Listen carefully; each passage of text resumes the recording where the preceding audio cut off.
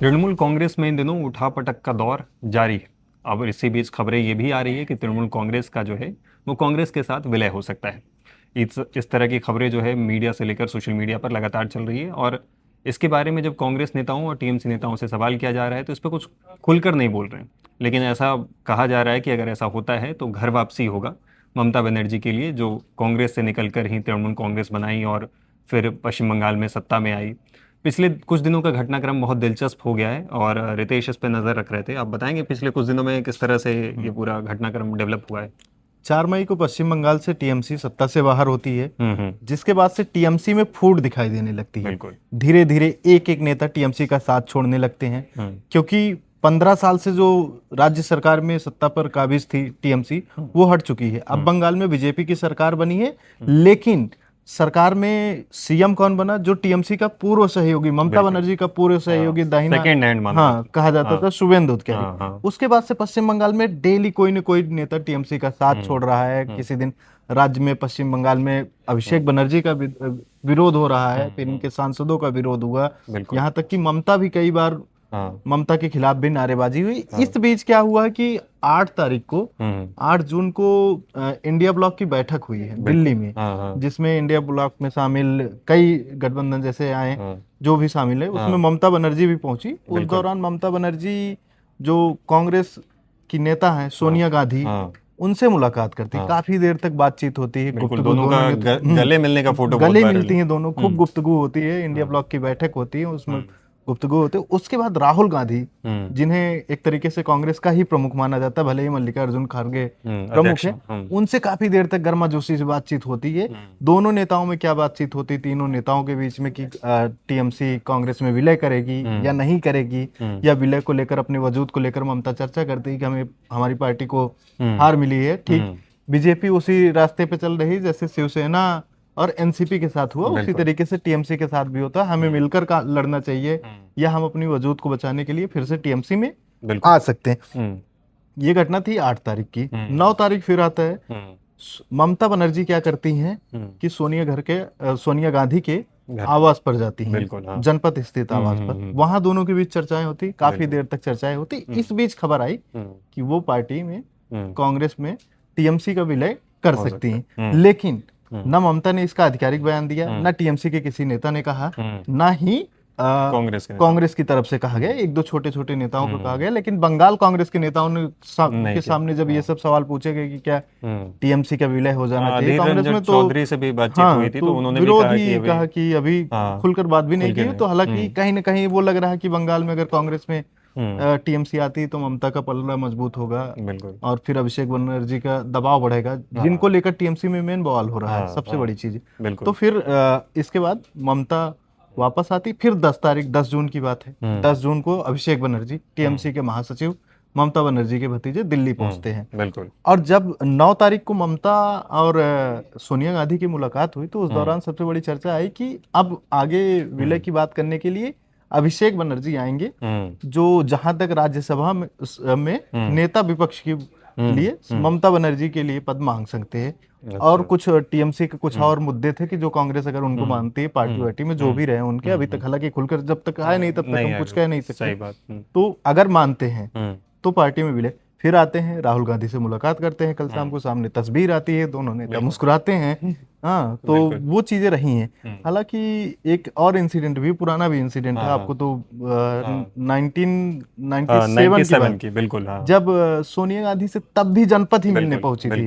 उस समय भी बहुत दिलचस्प इंसिडेंट था कि तब पूरी तरह से खबरें फैल रही थी कि ममता जो है, जो करीब 2 दशक तक कांग्रेस में रहने के बाद छोड़ने वाली थी, उनकी बचपन से ही, मतलब छात्र राजनीति से ही कांग्रेस से जुड़ी रही, मतलब इंदिरा गांधी के समय से मानिए। इंदिरा गांधी की हत्या हो जाती है, फिर राजीव गांधी कुर्सी संभालते हैं, तो राजीव गांधी की हत्या के बाद भी, मतलब उस समय के बाद भी सोनिया गांधी से इनकी करीबी हो जाती है। राजीव गांधी के बाद, मतलब राजीव गांधी से इनकी करीबियत होने लग गई थी। तब राजीव गांधी इनसे 1-to-1 भी मुलाकात हुई, फिर कुछ जिम्मेदारियां दी गई इनको राज्य में। कभी केंद्र की राजनीति में इन्होंने बहुत ज़्यादा दिलचस्पी नहीं ली उस समय भी। बार बार वो जब केंद्र में उनको सांसद भी चुना गया या फिर मंत्री भी बनाया गया, तो बार बार अपने वापस बंगाल की तरफ चली जाती थी।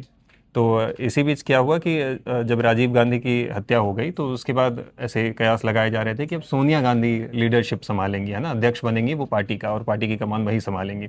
लेकिन हुआ ये कि सोनिया गांधी इससे डर रही थी कि वो फॉरेन नागरिक हैं, इंडियन नेशनल नहीं है, तो इस वजह से उनको पार्टी में लोग एक्सेप्ट नहीं कर सकते हैं, है ना। तब उसके बाद किसी और का नाम चला, लेकिन तब ये था कि एक धड़ा मानता था कि सोनिया गांधी को होना चाहिए।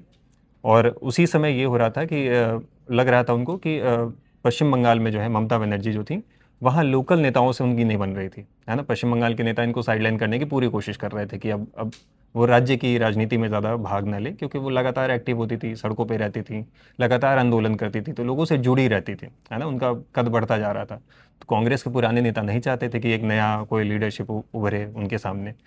तो ये दोनों के बीच में जो ये जो वाकया बना, इसी बीच में दोनों के बीच 10 जनपद पे मुलाकात हुई। सोनिया गांधी थी और ममता बनर्जी गई, मिलने गई। तब तक सोनिया गांधी को पता चल चुका था कि अब पश्चिम बंगाल में नहीं इनकी बन रही है, तो एक नई पार्टी बनाने जा रहे हैं।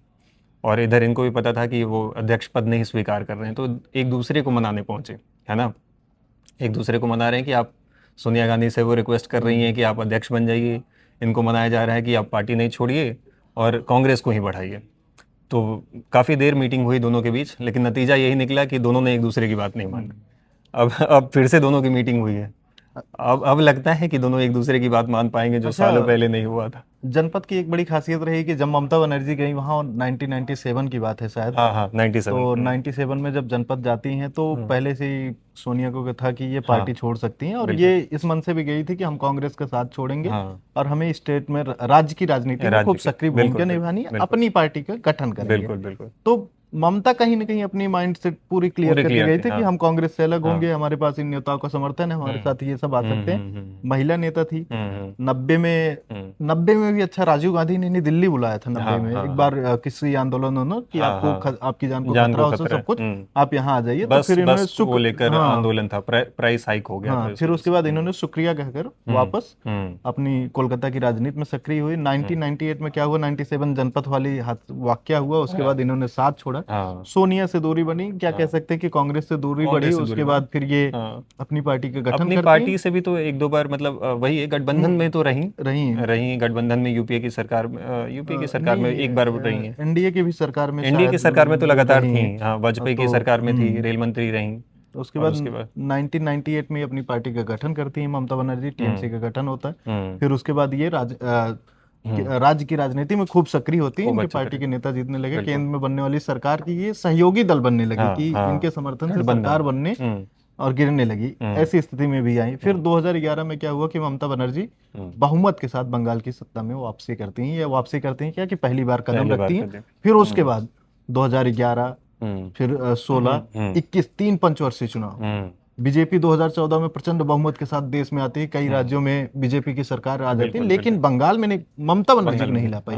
लोकसभा चुनाव में बीजेपी हर चुनाव में थोड़ा थोड़ा कुछ न कुछ और प्रतिशत बढ़ा, कहीं सीटें बढ़ी, कुछ न कुछ हुआ। लेकिन इस बार जब प्रचंड बहुमत के साथ बीजेपी ठीक उसी तरीके से आई है जैसे 2011 में ममता बनर्जी आई थी, एकदम ठोस, और नेताओं को, वाम को खत्म कर दी थी। अब वाम, ममता की सरकार जैसे ही 2011 में आई, बंगाल से वाम खत्म होते थे, अब एकदम से सिमट गई लगभग। अब अगर एक तरीके से देखा जाए तो इनके लगभग 65 विधायक, करीब 65 विधायक, कहीं 60 कहीं 65, दो तरीके से चल रहे हैं, इनका साथ छोड़ दिए हैं। ऋतव्रत के साथ वो विधानसभा स्पीकर से मिलकर नेता विपक्ष की भूमिका में ऋतव्रत आ गए।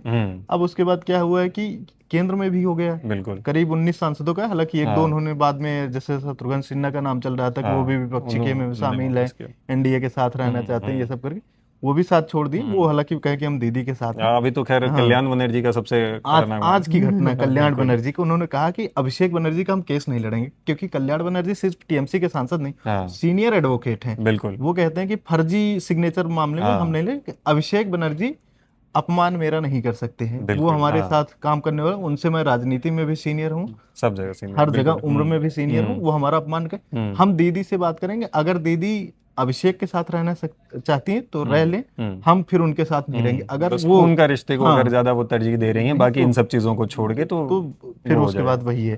तो अब ममता की पार्टी कहीं ना कहीं टीएमसी का एक वजूद के लिए विलय करना चाहती है कि उसका वजूद बचा रहे। हालांकि जब पार्टी विलय हो जाती है तो नेताओं को वजूद बचता है, 1-2 पंचवर्षीय 3 पंचवर्षीय, या फिर वो अपने कार्यशैली को सुधार कर आगे बढ़ सकते हैं तो अलग चीज, नहीं तो धीरे धीरे पार्टी खत्म। तो नेताओं को शुरू हुआ था उनका शायद वही पॉलिटिकल करियर खत्म होने की मतलब ममता से शुरू होकर टीएमसी ममता में ही सिमट हाँ, और कांग्रेस से ही उनकी राजनीति शुरू या शायद कांग्रेस पे ही खत्म हो जाएगी। तो ये सब पूरा वाक्य अभी फिलहाल इस पर कुछ कंफर्मेशन नहीं आया, पर अब तक खबरें यही चल रही हैं कि टीएमसी में ममता का विलय हो सकता है, और जहां से उन्होंने शुरू किया था घर वापसी भी कहा जा रहा है कि उनका हो सकता है। तो ये आज का ये मुद्दा यहीं पे समाप्त करते हैं। आगे दूसरे वीडियो में किसी और मुद्दे के साथ हाजिर होंगे, तब तक के लिए शुक्रिया। मैडम आ रही है, मैडम आ रही है, मैडम आ रही है, अरे मैडम आ रही है, अरे बाबा मैडम आ रही है, मैडम आ रही है।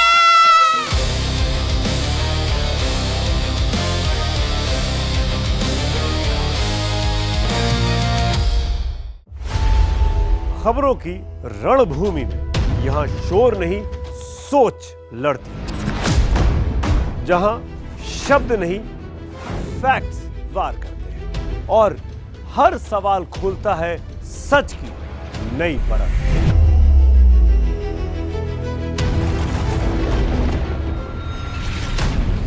चक्रव्यूह आपके अपने सुमित अवस्थी के साथ सोमवार से शुक्रवार शाम 6:57 पर टाइम्स नाउ नव भारत पर।